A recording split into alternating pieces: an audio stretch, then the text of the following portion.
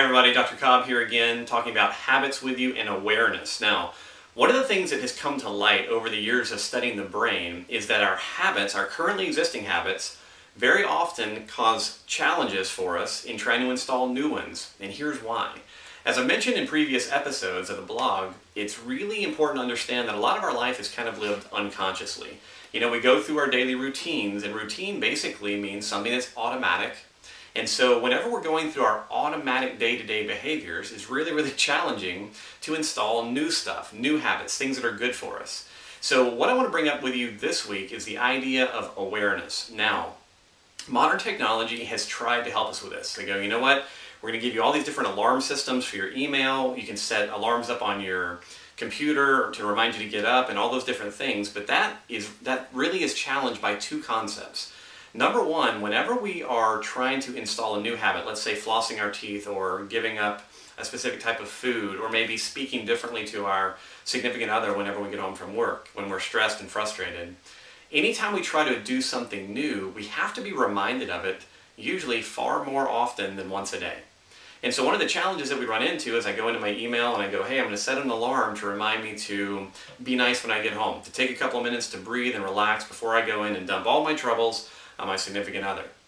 And yet, if we only get that reminder once a day, very often that is an insufficient amount of stimulus or an insufficient amount of awareness for our brain to really begin figuring out how to make that happen. So one of the tools that we talk about often in Z Health is utilizing a lot of repetition in order to create a change. So if there's a habit that you want to install in your life, I would highly suggest that you get some kind of device, something to go on your iPad or your iPhone or your computer that will remind you over and over throughout the day that you're working on a specific habit change, because you may need to see it 12, 16, 18 times every day as a reminder to go, oh, I can't believe I keep forgetting that. Now, you won't have to do that forever. In a relatively short period of time, the reminders are going to start changing your brain structure so that you begin thinking about making that habit happen more regularly. So number one thing, as I said, is you need something that gives you awareness. Now, the other thing that plays into that, though, hopefully, is novelty. Now, what novelty means is it's kind of new on a regular basis. And one of the challenges that occurs whenever you're even utilizing outside technology to make you aware of the habits that you want to change is that we can become habituated to seeing them.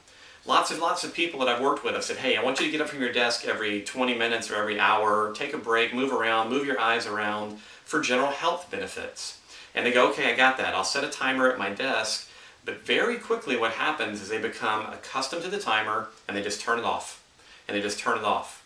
And so it is really useful to try and come up with new, novel ways to challenge your brain to become aware on a regular basis. So personally, I go from using my iPhone reminders to using sticky notes. Sometimes if I want to remind myself for the next week to get up from my desk regularly, I might take a small dot, an office dot that would go in a file and stick it up on my computer screen.